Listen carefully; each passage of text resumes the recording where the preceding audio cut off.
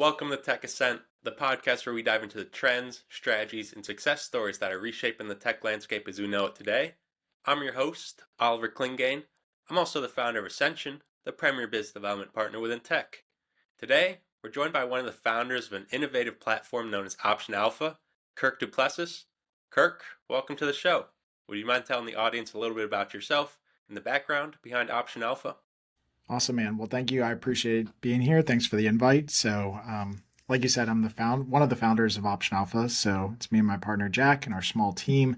Option Alpha actually was started like as a website about 10 years ago, but like the origins of it are about 15 years old. So we had different domains and like an early blog. But the story of Option Alpha is a pretty generic story, I would say, in some cases, but very much a bootstrapped company from day one. So I started as a blog that I would just write. It was on an old Google blog spot, for those of you who are around to remember how old that is. And I was just writing about my journey in options trading, what I was learning and what was working, what wasn't working. And people started asking questions over time. I started answering those. And then somebody had the genius idea of like, well, why don't you put all these things together into a course or like a framework? So that's what we did. We put it together, and it was originally mostly an education company that was centered around options education, teaching people how the options market works, what different strategies are, how they can use different strategies. And over time, it eventually evolved into what it is now with many progression and steps along the way. But a lot of times people were asking for tools and technology that just wasn't out there. And we ourselves found it also impossible to find the trading tools and technology that we wanted as traders, right? Because we were traders first and then trying to, help other people along, but help ourselves as well as traders. And so we eventually started launching different technology tools and different software tools to where we are today is a full-blown and fully focused technology trading platform for options traders. And our specialty, kind of like what makes us totally unique, is that we were the first company to launch fully automated trading for options, which is really unique and was very hard to do. But we allow traders to do fully automated trading, basically bot-assisted trading, if you will, which we think is kind of the revolutionary step in trading. It's like the next evolution and progression of where trading is going to go. And we just want to be on the forefront of that for our traders. Yeah, no, awesome background. And a big part there is you mentioned you guys started as essentially an education company within the Mhm. option space. How has that evolved to where you guys are now? I know on your website you have about 3 tiers of free courses. You have beginner, intermediate, and expert. Would you Mhm. mind walking me through those and kind of what that program looks like? Yeah, so we've always been education focused. I think we've never kind of lost that. That's part of our DNA. It's part of our like core. And what we believe is like educating traders, giving away education for free. So we've always given away education for free. It's always been something we did. And now tools and technology just kind of seems to be the logical next step for traders, right?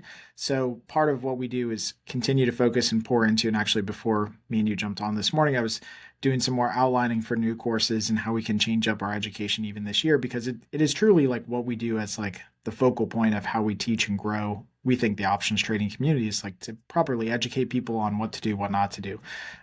So options education has always been a focus for us. It's always something that we've kind of really leaned into. I think it's changed and evolved to a certain degree in that like the tools and technology has changed. There used to be like we call like the old way of trading, and then there's the new way.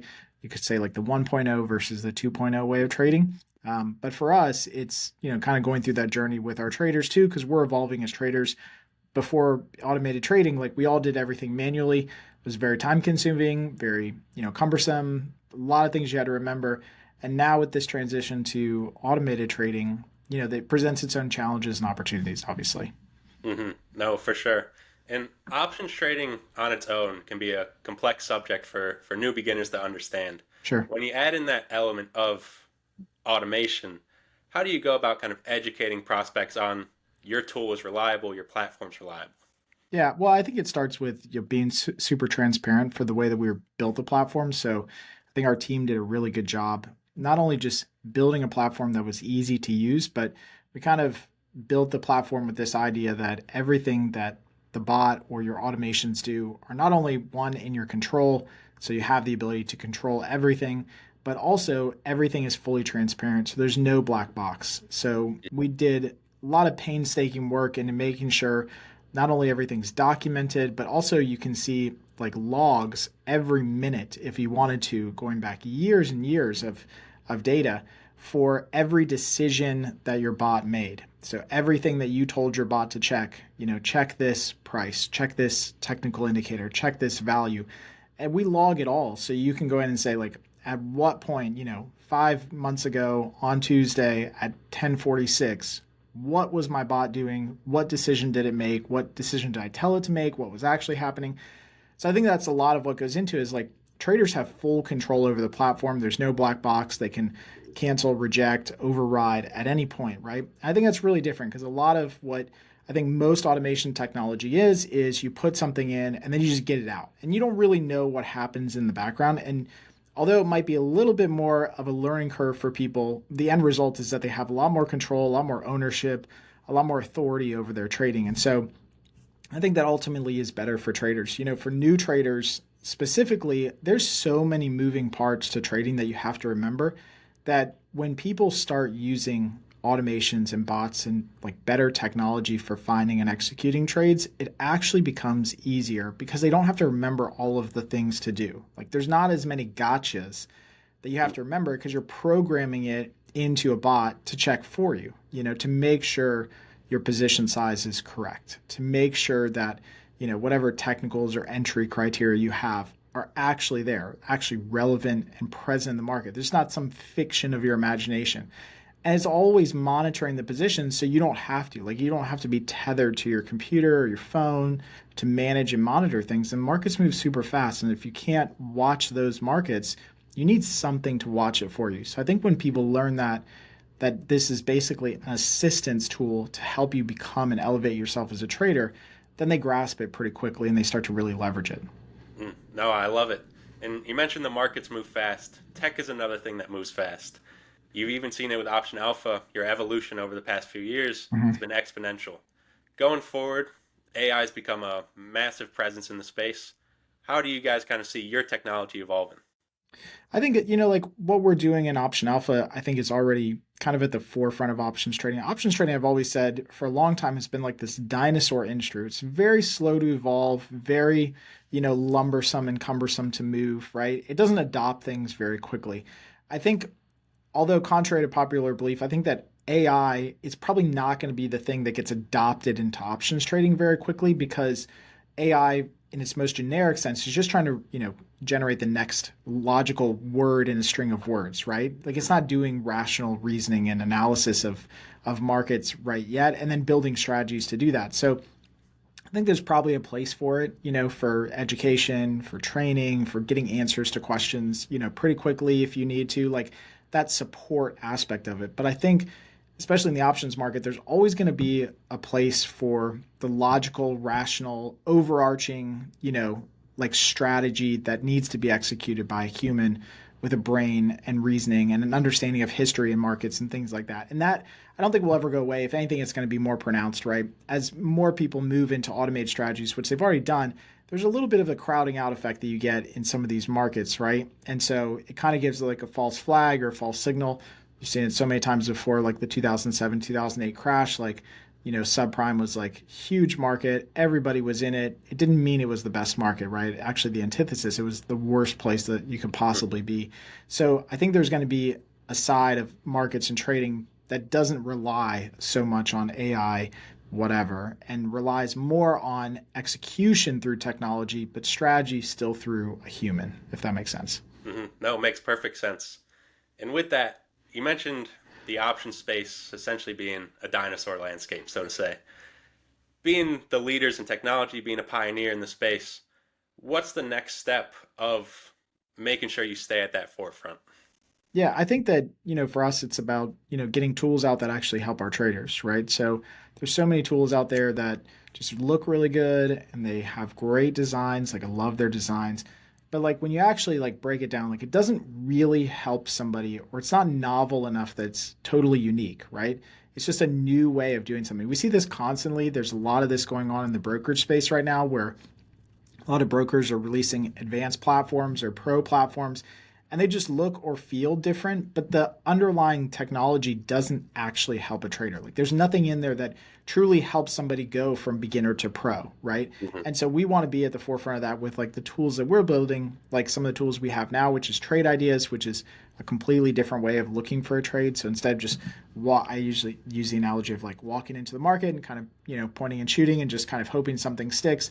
No, instead you go through and you say, okay, of all the trades available right now that you can analyze for me, right, using massive data and technology and fast processing, what trades meet my criteria right now and show me those trades, right? What trades are high probability, risk-defined trades with, return to risk of 100% and a probability of profit over 50%. Like that's a really good trade. And so if you can basically like bring those up to the surface and I don't have to go dig for them, that's great technology. That helps a trader more so than anything else. So we have to be at the forefront of that. I think where the industry is going, and I was at a conference a couple months ago where we were talking about this with an NYSE rep who was up speaking on a different panel and I was on a different panel, but they're basically saying like eventually like markets are going faster and faster. And we see this evolution now where the markets for options used to be, quarterlies and monthlies. Then we got weeklies. Now we have daily expirations.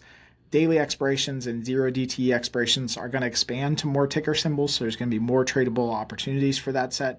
But I think we'll eventually get to the point where we get hourly expirations of some kind or intraday expirations. And we'll also get more 24-hour markets at some point. And you think about 24-hour markets for trading, it's actually like kind of like puts an emphasis on the need for having technology and automation because you just physically can't stay up for more than 24 hours on a continuous basis, right? So that need to have technology and automation there as kind of like an assisted tool for you in trading becomes ever more present. No doubt. And as that need becomes more present, what do you think is kind of the biggest things in the landscape that are going to allow you to continue serving customers at the highest clip? I mean, I think like what I said earlier, which is that we have to continue to help our traders find success, right? Like that's our North Star always, is that we don't just want to help educate them. That's only one step of it, but we want to give them the tools and the technology to help actually accomplish some of their goals, right? And so doing whatever we can to support them as a company and as a team is really important to us. We just got back actually last week from meeting as a team, going through tons and tons of feedback, hundreds and hundreds of emails, where we just flat out asked our traders last year, like, hey, what did we do wrong? Where did we fail you? What can we do better? How can we serve you? Right? And we go through that and we say, okay, now we can recraft our strategy every year around these new ideas. Like, where are we missing an opportunity? How can we help better explain something? How can we solve a problem for our traders? I think if we do that, like everything else will kind of generally fall in place. I don't think it's one magic tool. I don't think it's one magic idea. I don't think it's one magic feature. It's never that. It's truly helping customers get from where they are now to where they need to be. In our case, traders who want to trade and be profitable, like getting them to that point or giving them the tools to do it themselves. Yeah, no, fantastic. And speaking with other tech solutions providers, that's a trend we've noticed is the value and the importance behind customer feedback, how to use it, how to implement it. Where do you guys kind of rank that, and what other strategies do you guys have in place to make sure you're fulfilling the promises you say you're going to fulfill? Yeah, I think it's a tricky one, to be honest. I think that, like obviously we have a suggestion, form and a feedback form, and we always solicit feedback. We always ask people. People are pretty open in our community. Traders are very open individuals where they will tell you exactly what you're doing wrong or what you need. And so on that end of it, that's really easy. We can see, kind of surface level what people are requesting.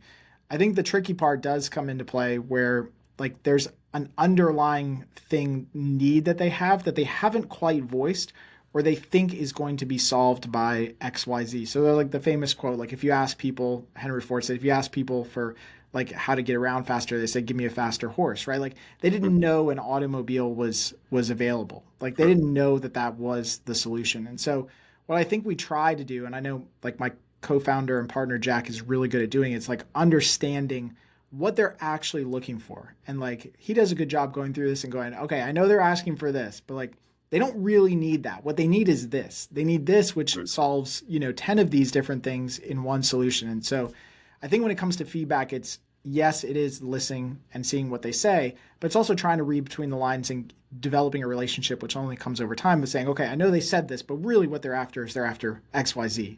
They don't need just a faster horse. They need a car, right? And so how can we build them that car?